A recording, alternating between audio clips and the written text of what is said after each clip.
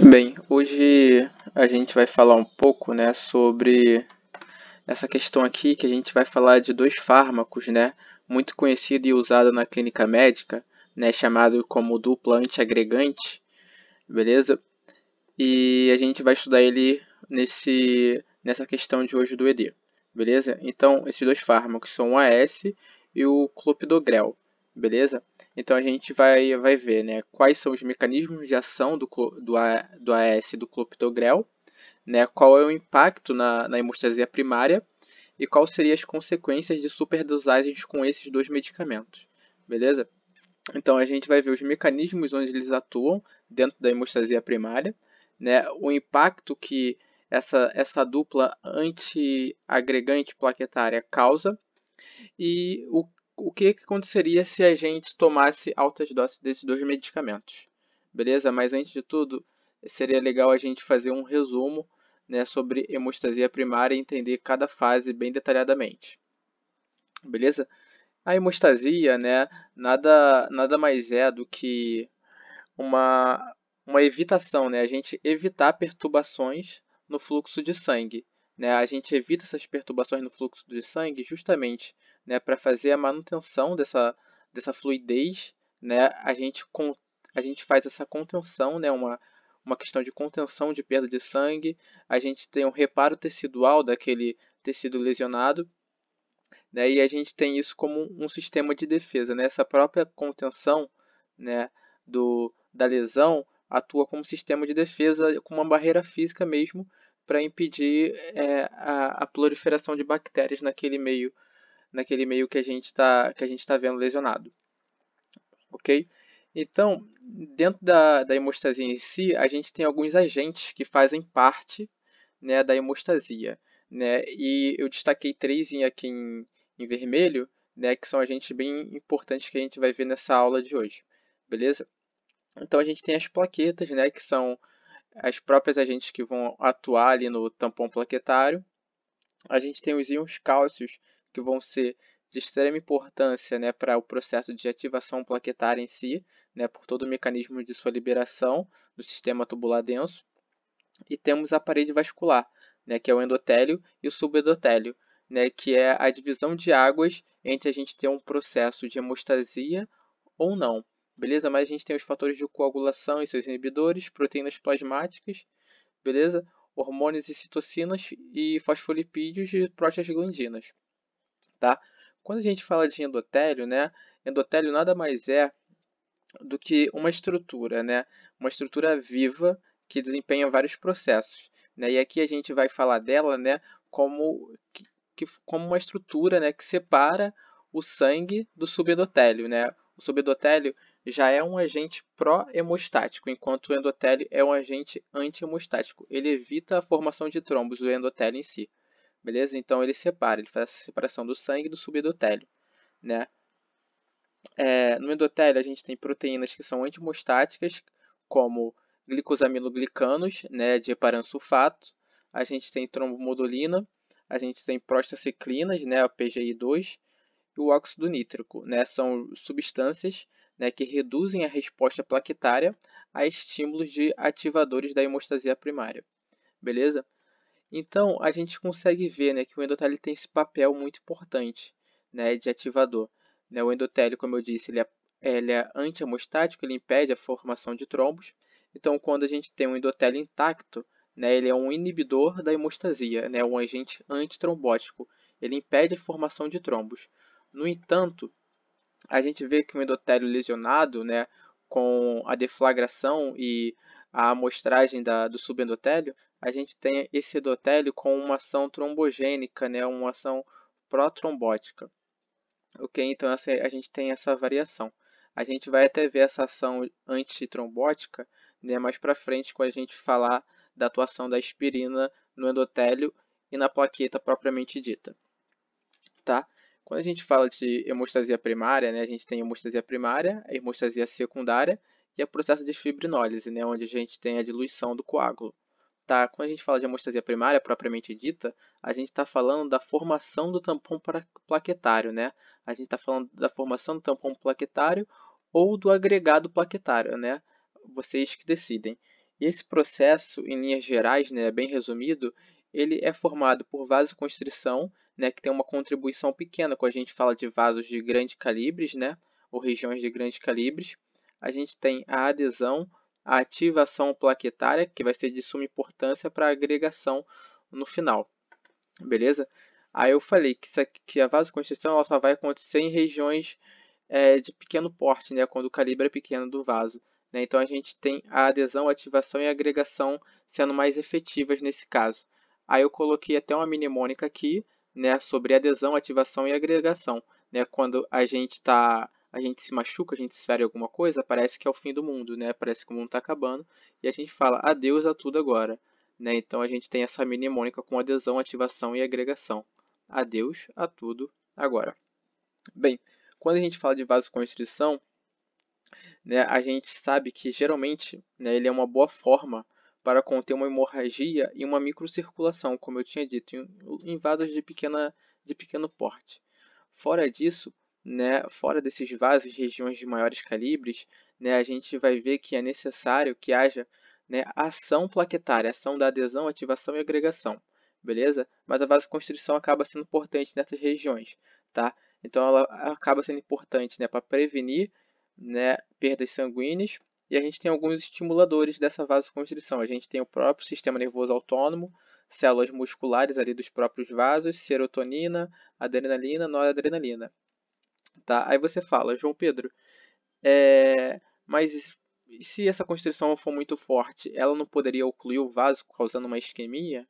Aí eu, aí eu respondo para vocês, sim, poderia, né? Mas a gente tem processo, né? A gente tem moduladores para que não haja, né? Para não haver isquemia. Né? O próprio endotélio vai atuar, né? Com uma ação vasodilatadora, né? Por exemplo, liberando óxido nítrico, né? E prostaglandina do tipo 2, né? Ou prostaciclina, vocês que decidam. Tá? Então é basicamente essa ação da vasoconstrição, né? Uma vasoconstrição, entre aspas, reflexa, né? A essa lesão causada. Bem, a gente passa agora, né, para a adesão plaquetária, que é outra questão muito importante, né? Quando a gente tem, né, que é basicamente quando a plaqueta acaba entrando em contato com uma superfície que não é fisiológica, justamente quando a plaqueta entra em contato com uma superfície que não seja o endotélio propriamente dito. Nesse caso, ela vai entrar em contato com o subendotélio, né? Então aqui gerada por uma lesão do endotélio, ou seja, quando as plaquetas entram em contato com, aqui eu botei endotélio, mas é subendotélio, tá? Então, basicamente, as plaquetas elas vão ter algumas glicoproteínas, né? Essas glicoproteínas, em especial, elas vão ter essa capacidade de se ligar de duas formas, né, ao subendotélio exposto, beleza? Então, a gente tem um grupo, né? O primeiro grupo que a gente vê aqui, que são as glicoproteínas 1A, 2A, né? Que elas vão se ligar às fibrilas de colágeno do subendotélio, chamado de ligação direta. E outro também muito importante, que é esse grupo de glicoproteínas aqui, que é a glicoproteína 1B95, né, que ela vai se ligar às fibrilas de colágeno, mas de forma indireta, porque ela vai precisar, né, de um intermediador dessa ligação, que é o fator de von Willebrand. Beleza? Esse fator de von Willebrand ele vai fazer essa intermediação, né? Por isso que a gente chama essa ligação de ligação indireta, né? E ela é muito importante, essa ligação indireta, porque ela promove a estabilização da adesão plaquetária inicial ao espaço subendotelial. E a partir disso, né, dessa estabilização, a gente consegue partir para o outro processo chamado de ativação plaquetária. Né? O processo de ativação plaquetária já é um processo mais complexo, tá? Onde a gente tem o envolvimento de uma série de agonistas plaquetários, eles vão se ligar aos seus receptores, tá? Que a gente consegue ver vários tipos de agonistas, o ADP, a epinefrina, a PAF, a alfa-trombina e tromboxana 2. Tá? E vão promover a liberação de grânulos. Né? Esses grânulos eles vão ativar outras plaquetas, eles vão promover a mudança da estrutura plaquetária em si, ok? A gente consegue ver, ó, que é adesão, né? E a gente tem essa liberação de grânulos. Né? A gente até foca aqui no ADP e no tromboxana 2, que são dois agonistas plaquetários de alta importância, porque eles promovem uma cascata de retroalimentação, né, que consegue estimular a ativação de mais e mais plaquetas. Então, eles são de suma importância.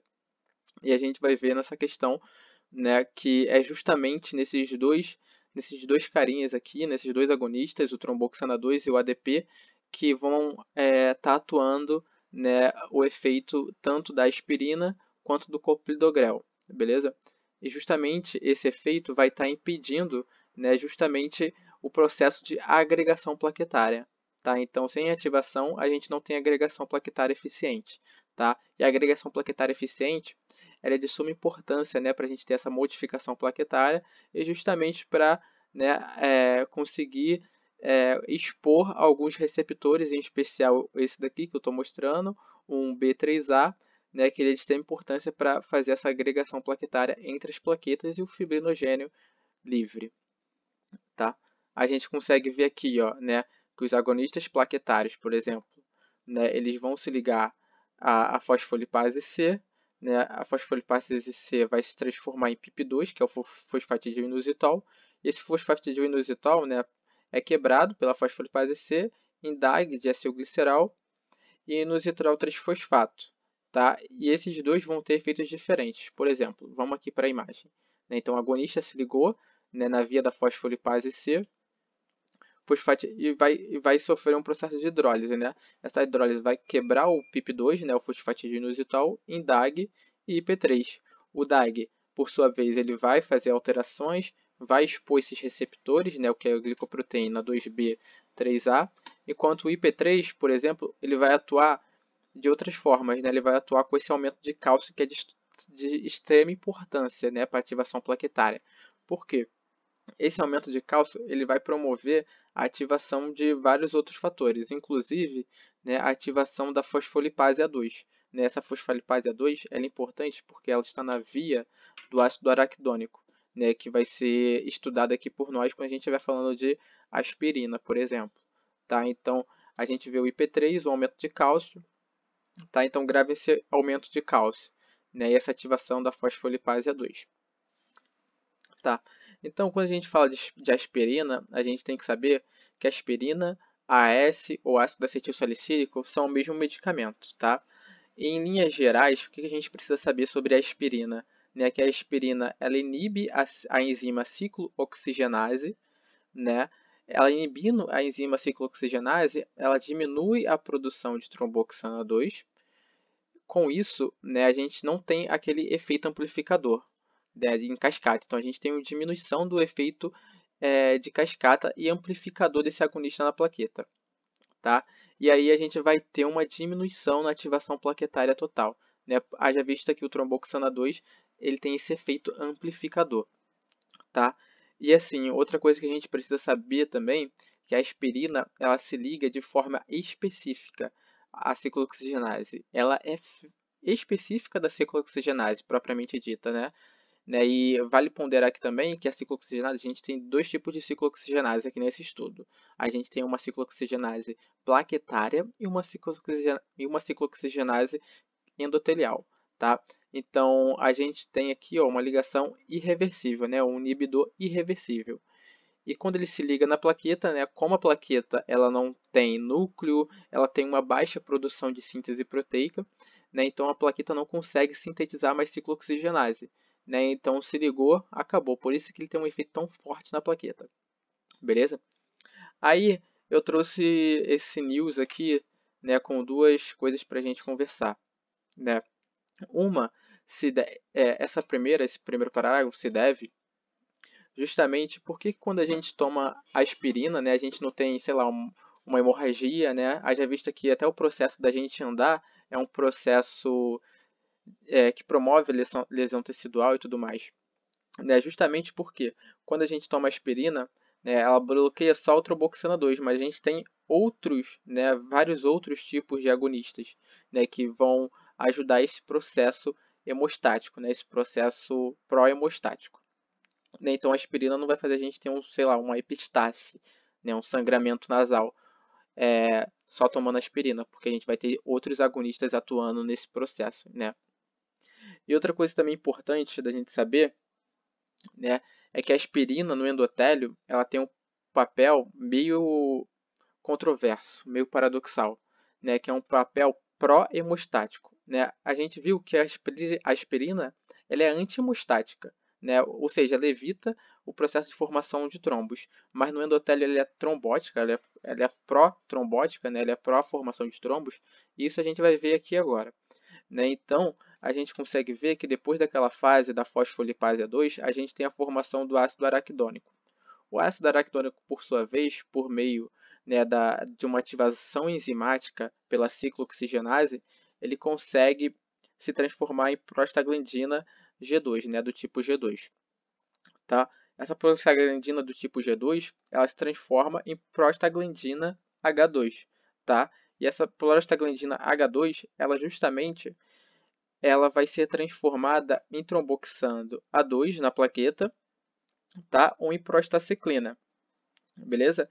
Quando a gente fala de plaqueta, né, a gente consegue ver aqui que o tromboxano sintetase, né, nas plaquetas, ele transforma essa prostaglandina H2 em tromboxano A2.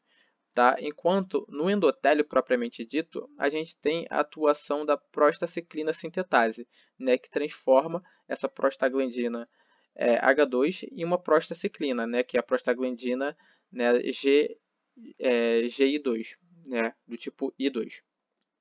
Tá? E a gente vai ver agora esse papel, né, porque a aspirina ela inibe a ciclooxigenase. Tá? Então aqui a gente tem essa separação, a gente tem uma plaqueta aqui, e aqui a gente tem a célula endotelial e a aspirina atuando na inibição de duas ciclooxigenases. Tá? A gente no endotélio, a gente tem um processo, né, onde a gente não tem a formação de tromboxana 2, mas sim de prostaciclina. A prostaciclina, por sua vez, né, ela tem um papel de diminuição do cálcio intracelular, então ela tem um efeito anti-hemostático, né, um efeito antitrombótico, né, para não formação de trombos. Então, por isso que quando a aspirina atua inibindo essa ciclooxigenase, né, ela vai atuar com uma ação pró-trombótica, né, pró-hemostase. Beleza? E aí, por que, que esse efeito acaba sendo ainda um efeito anti-hemostático? Né? Por quê? Porque a gente tem duas diferenças básicas entre as células endoteliais e as plaquetas. Né? As células endoteliais são umas células nucleadas. São células com capacidade de síntese proteica, né? Então a gente tem esses estoques de ciclooxigenase sendo repostos constantemente. Então por isso que a aspirina acaba não tendo tanto efeito assim. Tá? Na célula endotelial, porque a ciclooxigenase está vira e mexe ela está sendo reposta. Enquanto na plaqueta não, a plaqueta não tem núcleo, é anucleada, então quando ela se liga, né, como eu falei, de forma irreversível, né, ela não se solta mais. Então a gente só vai ter de novo, né, essa situação da ciclooxigenase na próxima leva de plaquetas que serão produzidas. Beleza? Então, por isso, né, que o efeito ainda da aspirina anti-hemostático ainda é um efeito preponderante nesse processo. Beleza? Com relação ao clopidogrel, né, ele também é outro medicamento que é muito importante. Né, porque ele vai se ligar a um receptor, né, que é o receptor de ADP, impedindo uma das ações da ativação plaquetária. Né? Então, o clopidogrel, né, ele vai acabar se ligando ao receptor de ADP na membrana. O ADP não se liga à plaqueta, né, vai estar ali impedido de se ligar na plaqueta. E isso vai atuar nessa diminuição da, da ativação plaquetária propriamente dita. Tá? Por quê? A gente sabe que esse receptor de ADP, né, a gente tem receptor de ADP acoplado a proteína G, acoplado a proteína G, tá? Quando o clopidogrel ele vai se ligar a esse receptor de ADP, né? Normalmente, quando o ADP se liga ao receptor de ADP, né, ele abre canais de cálcio, causando, né, a gente consegue ver aqui, causando um influxo de cálcio, né, para dentro da célula. Esse influxo de cálcio, para a gente lembrar lá atrás, ele ultrapassa aquela etapa da IP3, né, porque a gente tem aqui ó, a atuação da IP3, tá vendo? Aumentando o cálcio intracelular. Então, o ADP já é um bom agonista por aí, né? Porque ele vai aumentar esse cálcio intracelular.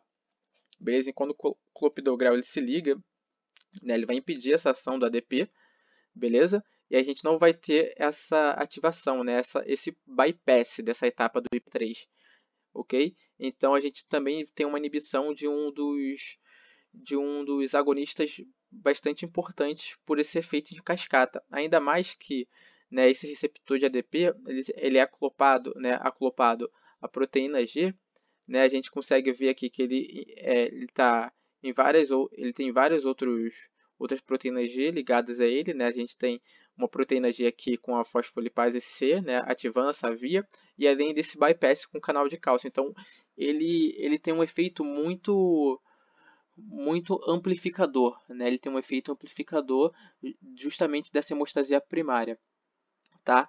Então é basicamente isso. Quando a gente fala dessas duas grandes